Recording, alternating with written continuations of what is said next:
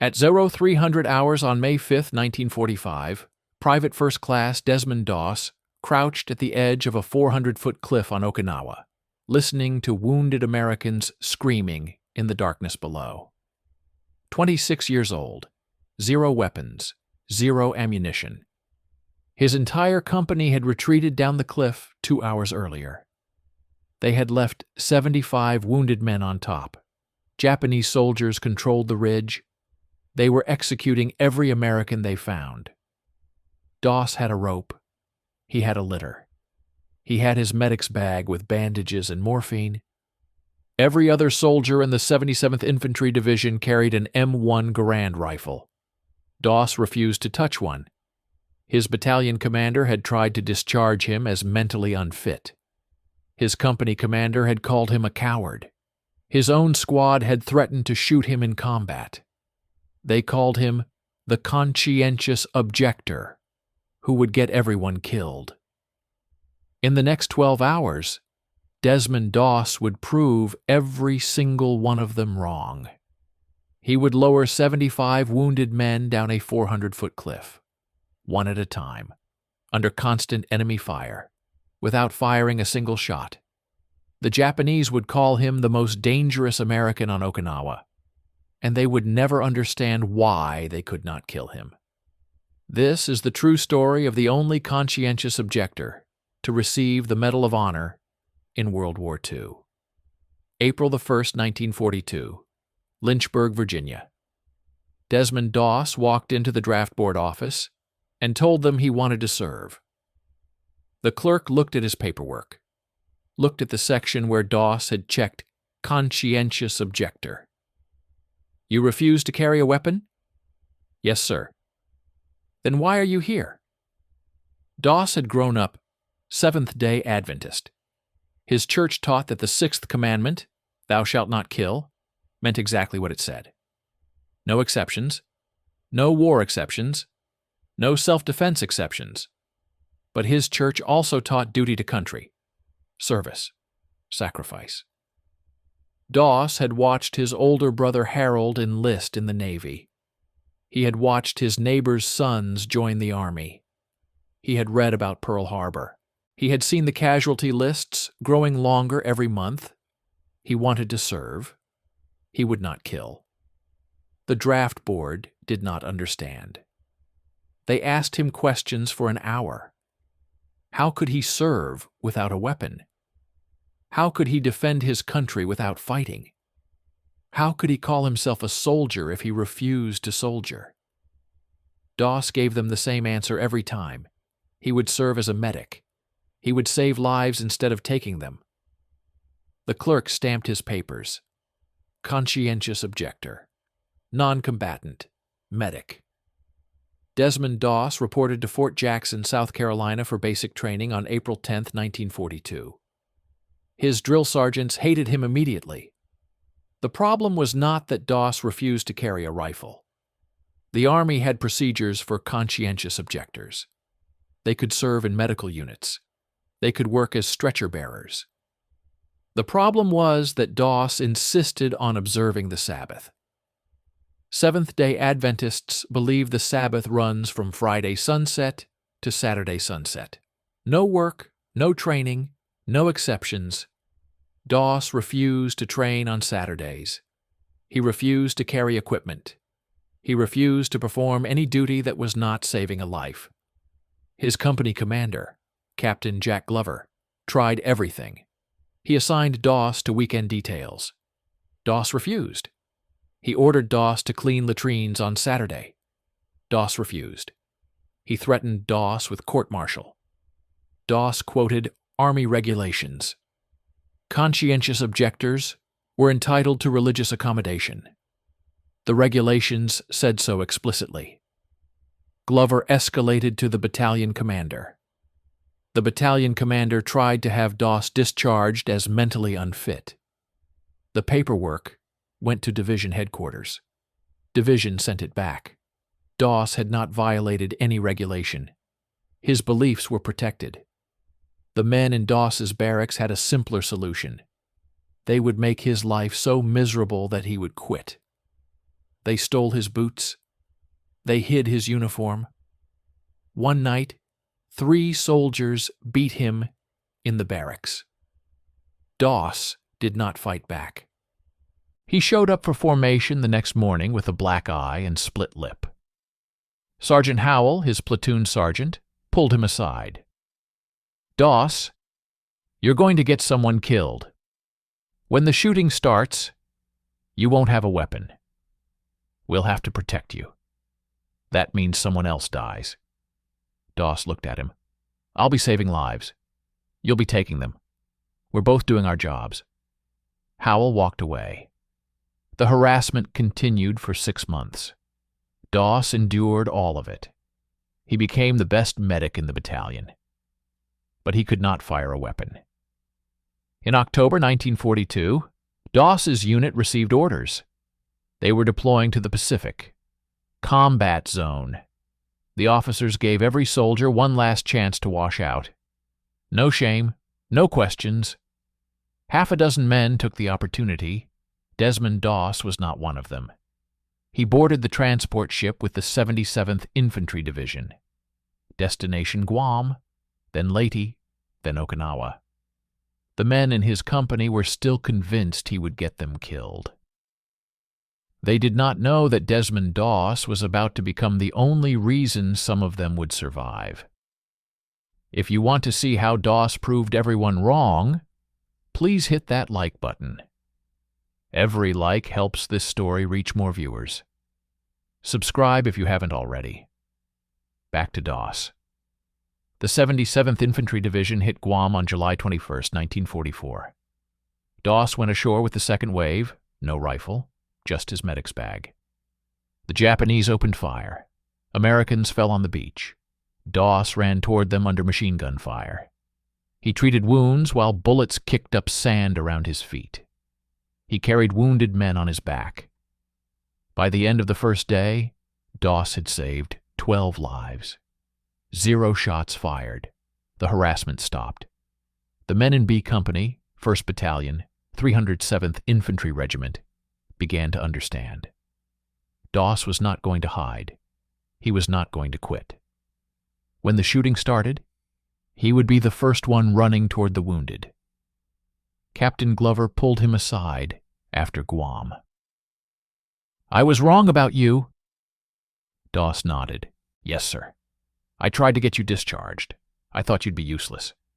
"Yes, sir. You're the best damn medic in this battalion." Doss said nothing. Glover walked away. The 77th Division moved to Leyte. More combat, more wounded. Doss treated them all. He could stabilize a critically wounded man in under 90 seconds, sprint to them under fire, bandage, morphine, drag them to safety, move to the next. The men started calling him Doc. When someone got hit, they screamed for Doc Doss. By March 1945, the 77th Division had taken heavy casualties. They needed replacements. New soldiers arrived from the States. They heard stories about the medic who refused to carry a weapon. Some thought it was a joke. Some thought it was propaganda. Then they saw him in action. Leyte, March 12, 1945. Japanese counterattack hit B Company at dawn. 30 Americans were pinned down in a rice paddy. Doss ran into the paddy alone. He treated 6 wounded men while Japanese machine guns fired from 100 yards away. He carried each man out on his back, one at a time. 6 trips across open ground under fire. 0 casualties from that rice paddy. Doss had saved them all. The new soldiers stopped asking questions about why he did not carry a rifle. They started asking how he stayed alive. Doss would shrug. "I pray before every mission. I ask God to help me save one more. Just one more." April 1st, 1945. The 77th Division boarded transports for the largest amphibious operation in the Pacific War. Operation Iceberg. The invasion of Okinawa. Intelligence estimated 60,000 Japanese defenders on the island. The actual number was 120,000. The battle would last 82 days. American casualties would exceed 50,000. More Americans would die on Okinawa than in any other Pacific campaign. And in the middle of that slaughter, on a cliff called Maida Escarpment, Desmond Doss would face the test that would define his entire life. April 26, 1945. Southern Okinawa. The 77th Infantry Division had been fighting for 3 weeks. They had pushed inland from the beaches against fanatical Japanese resistance. Every village, every ridge, every cave had to be taken with grenades and flamethrowers. Casualties were running 30% in some companies. B Company had started the campaign with 180 men. They were down to 120. Ahead of them rose the Maida Escarpment, a 400-foot cliff of coral and limestone.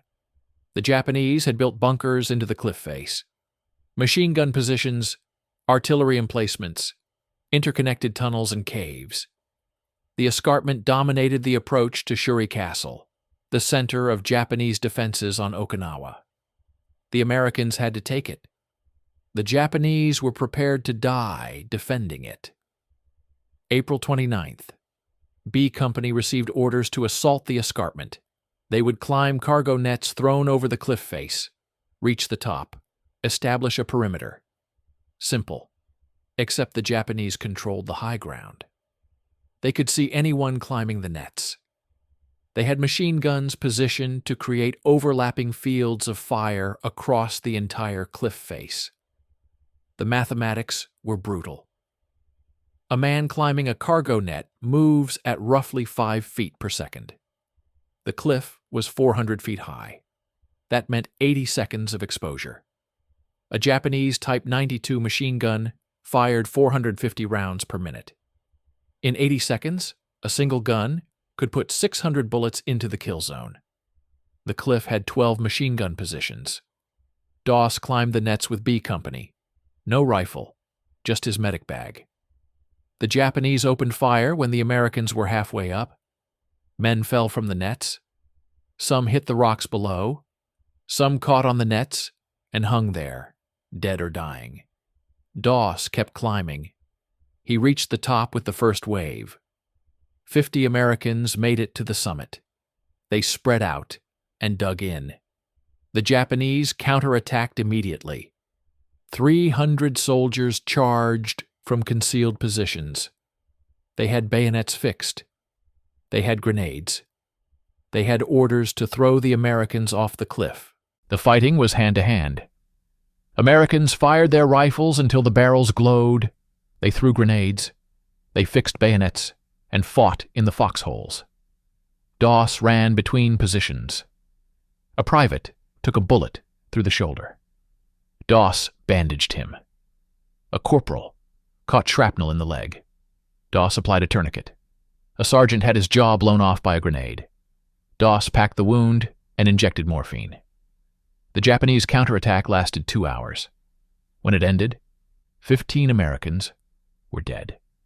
40 were wounded. Captain Glover assessed the situation. They could not hold the escarpment. The Japanese had too many men, too many weapons. The Americans were out of ammunition, out of grenades, out of options. Glover gave the order, withdraw everyone back down the nets. The able-bodied soldiers started climbing down. The wounded could not climb. They lay in foxholes across the escarpment, waiting for someone to carry them. Doss counted them. 75 wounded men. Some could walk with assistance. Some could not move at all. The Japanese would be coming back. When they found wounded Americans, they executed them. Bayonets, grenades, whatever was fastest. Captain Glover shouted at Doss, "Get down the nets. That's an order." Doss looked at the 75 wounded men, looked at the captain, made his decision. He stayed.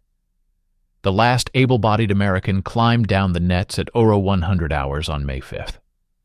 Desmond Doss was alone on the escarpment with 75 wounded men and approximately 300 Japanese soldiers. He had no weapon. He had his medic bag. He had rope. He had a plan. And he had a prayer. "Please, Lord, help me get one more. Just one more." The first wounded man was a private from Michigan. shrapnel wounds in both legs. He could not walk. He could not crawl. Doss fashioned a litter from 2 rifles and a poncho. He rolled the private onto the litter. He tied rope to the handles. Then he dragged the litter to the edge of the cliff. The cargo nets were gone. The Americans had pulled them down when they retreated. There was no easy way down. Doss found an outcrop with a sturdy tree growing from the coral. He tied his rope to the tree. He rigged a pulley system using the litter and a second rope. He lowered the private over the edge, hand over hand, 400 feet of rope sliding through his palms. The private reached the bottom. Medics at the base of the cliff untied him. Doss pulled the rope back up. 1 down. 74 remaining. Doss moved to the second wounded man, a sergeant with a sucking chest wound. He was unconscious. Doss bandaged the wound, loaded him onto the litter, dragged him to the cliff edge, lowered him down. 2 down. 73 remaining. The Japanese were searching the escarpment. Doss could hear them moving through the darkness. Voices, footsteps, the click of rifle bolts. He worked faster. 3rd wounded man. Bullet through the abdomen. Doss applied pressure bandages. Loaded him, lowered him. 3 down. 72 remaining. A Japanese soldier walked within 10 feet of Doss's position. Doss froze. The soldier was searching foxholes, looking for wounded Americans to kill. The soldier moved past. Doss resumed lowering the wounded. 4 down. 71 remaining. The rope was cutting into his hands. His palms were bleeding. The coral was sharp. Every time he pulled the rope back up, it tore new skin. He wrapped cloth around his hands and kept working. 5 down. 70 remaining. Dawn was 3 hours away. When the sun rose, the Japanese would see him. They would kill him. They would kill every wounded man on the escarpment. Doss had to move faster. He rigged a second rope to a different tree. Now he could lower 2 men simultaneously, 1 rope in each hand. The weight nearly pulled him over the edge. He braced his feet against the coral and leaned back. 6 down. 7 down. 69 remaining. 68 remaining. A wounded corporal grabbed Doss's arm. "Doc, leave me. Save yourself." Doss looked at him. "I'm not leaving anyone." He loaded the corporal onto the litter, lowered him down. 8 down. 67 remaining. The Japanese were getting closer. Doss could hear them executing wounded in the foxholes. Bayonets, screams, silence. He worked faster. His hands were shredded. The rope was slick with blood. 9 down. 10 down. 11 down. A Japanese grenade exploded 20 yards away. Shrapnel peppered the coral around Doss. He ducked, waited, resumed, lowering the wounded. 12 down. 66 remaining.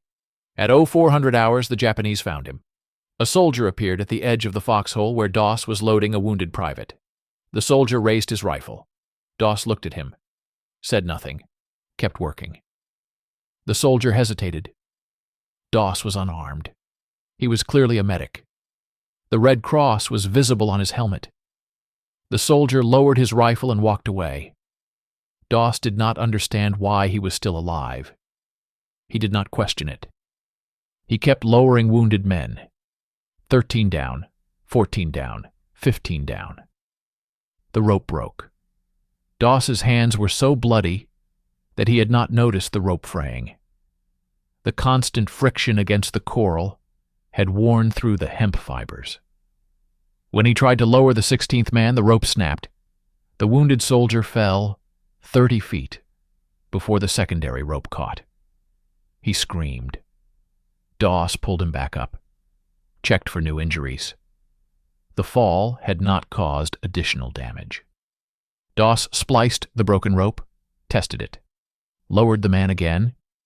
16 down, 59 remaining. At 0500 hours, Japanese artillery began shelling the escarpment. They knew Americans were on the cliff.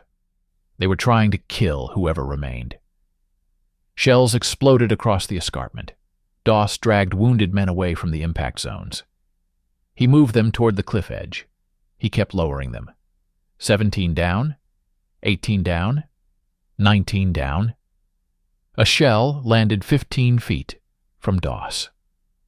The blast threw him against the coral. His left arm went numb. He could not move his fingers. He switched to his right hand, kept lowering wounded. 20 down, 55 remaining. The sun rose at 05:32 hours. Japanese soldiers could now see Doss clearly. He was completely exposed. No cover, no concealment. Just a lone American medic lowering wounded men over a cliff. The Japanese opened fire. Rifle rounds cracked past his head. Bullets kicked up coral chips around his feet. Doss did not stop. He loaded the next wounded man, lowered him down.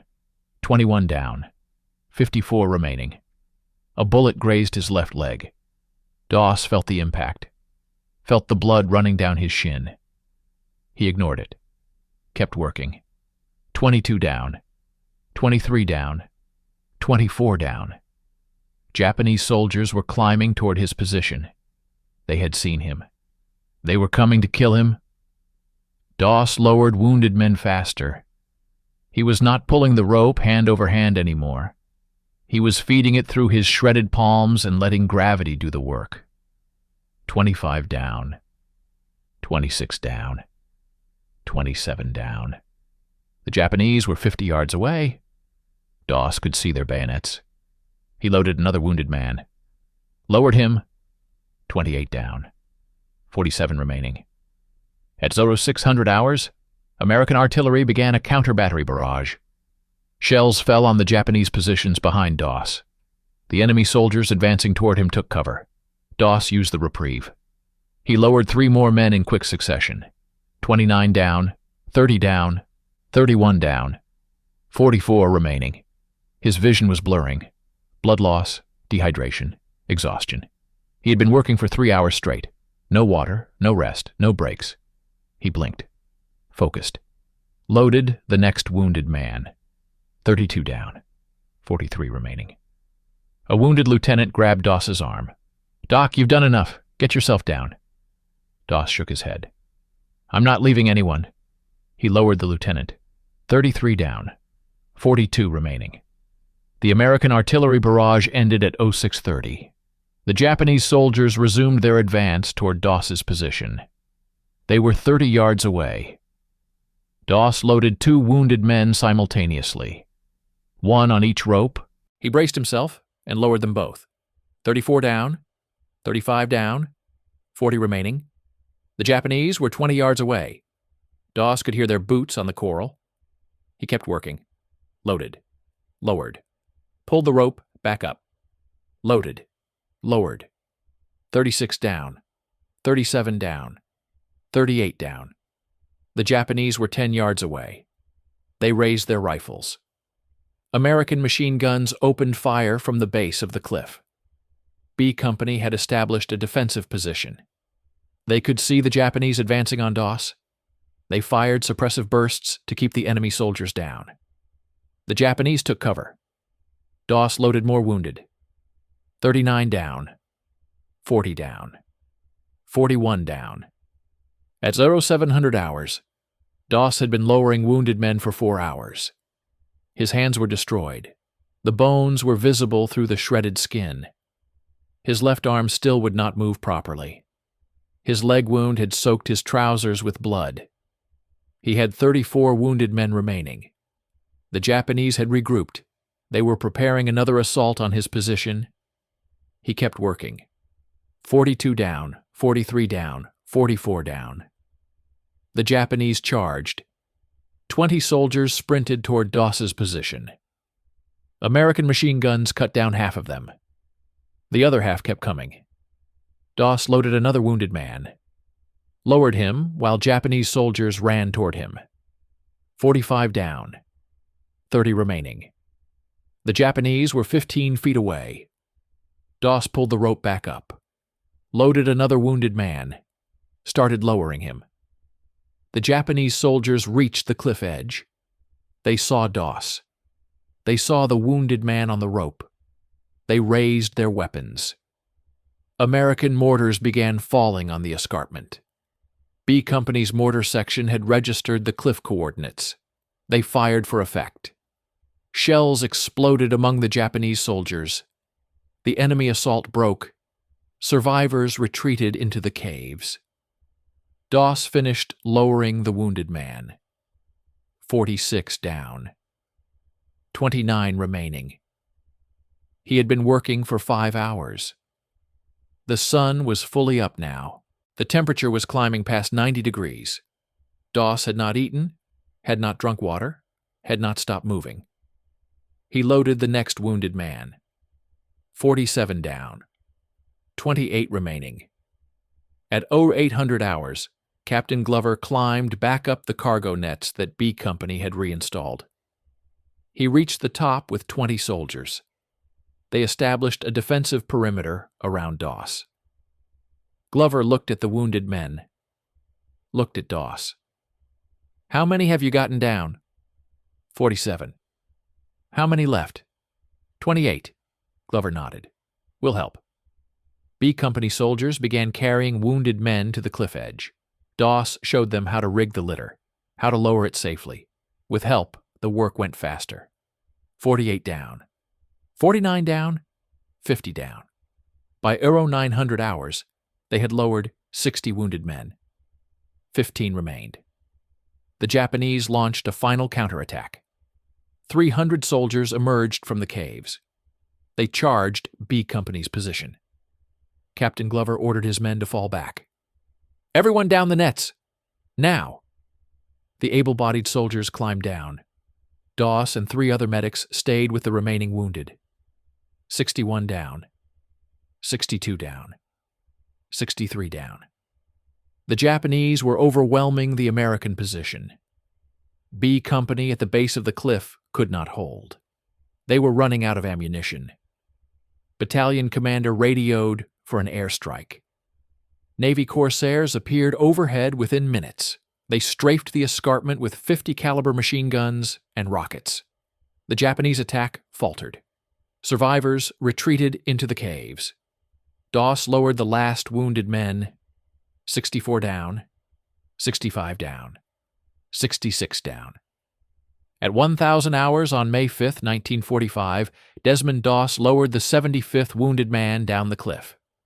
He untied the rope from the tree. He climbed down the cargo nets with his shredded hands. He reached the bottom. Medics tried to treat his wounds.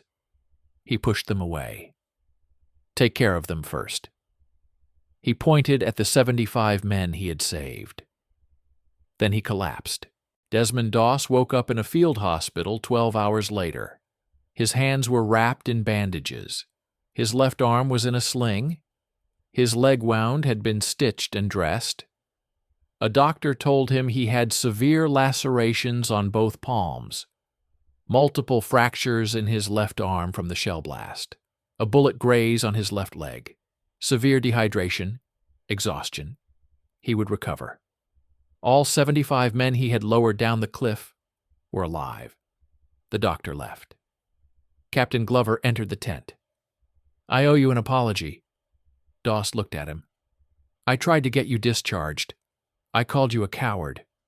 I thought you would get men killed." "Yes, sir. You saved 75 lives. You're the bravest man I've ever seen." Doss said nothing.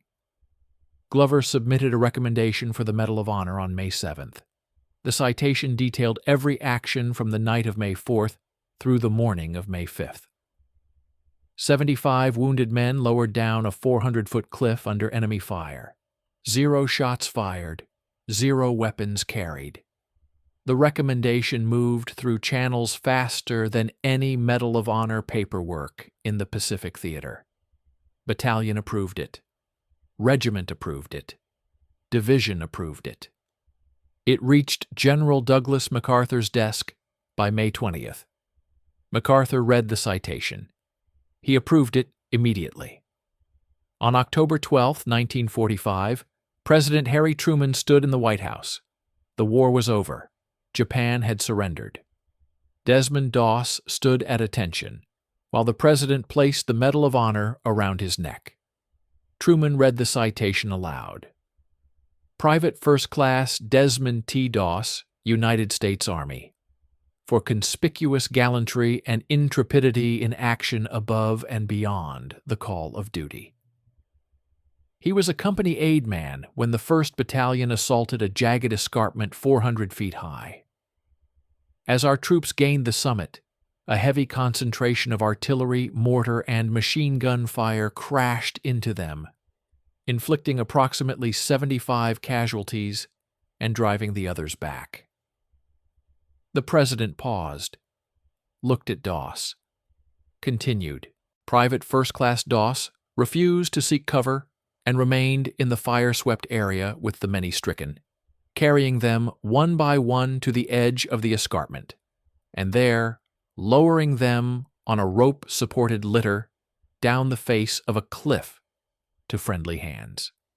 On May 2nd, he exposed himself to heavy rifle and mortar fire in rescuing a wounded man 200 yards forward of the lines on the same escarpment.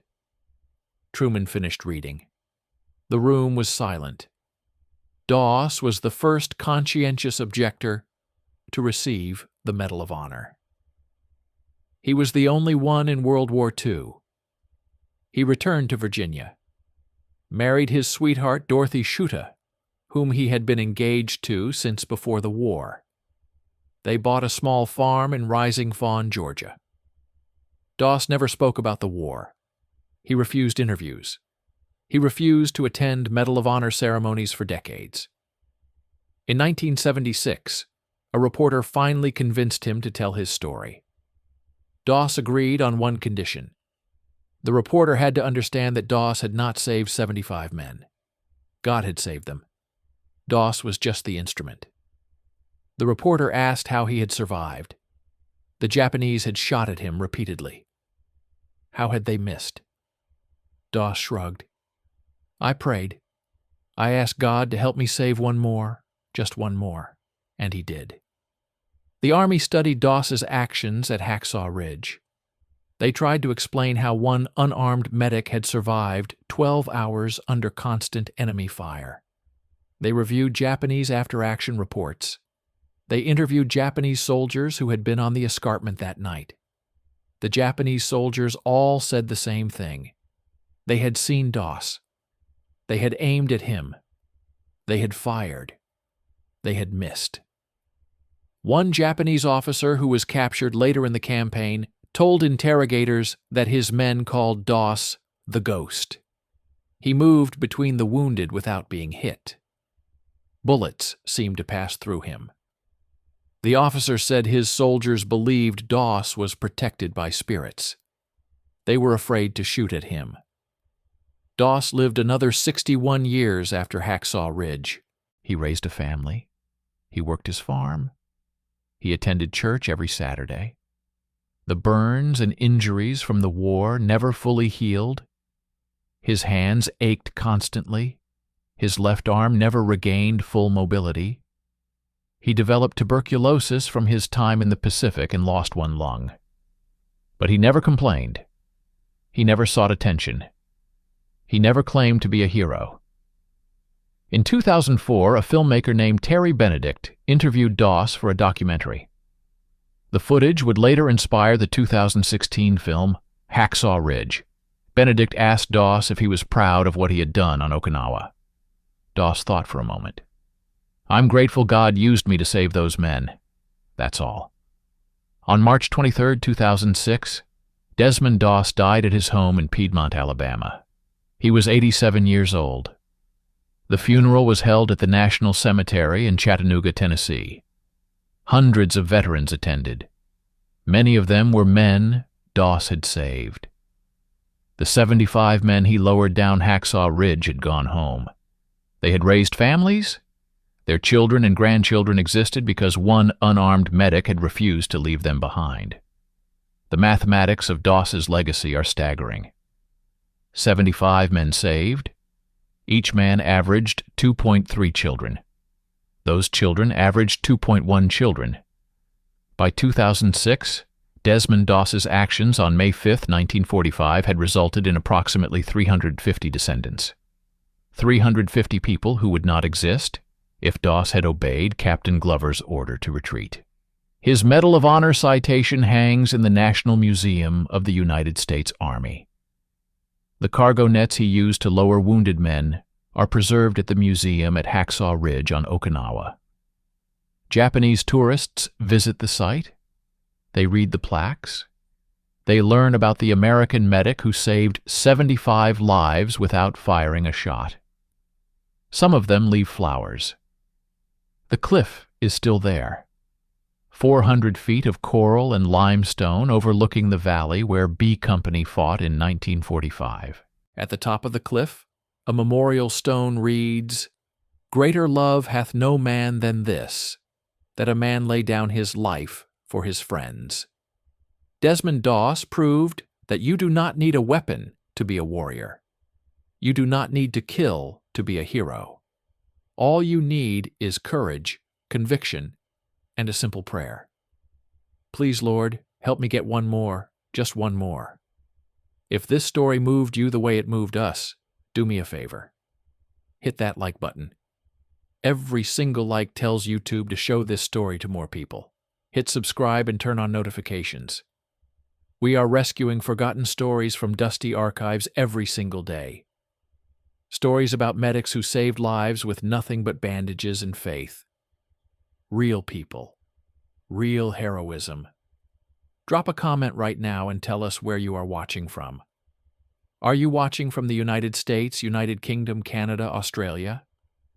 Our community stretches across the entire world.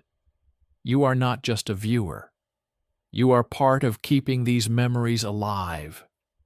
Tell us your location. Tell us if someone in your family served. Just let us know you are here. Thank you for watching, and thank you for making sure Desmond Doss does not disappear into silence. These men deserve to be remembered, and you are helping make that happen.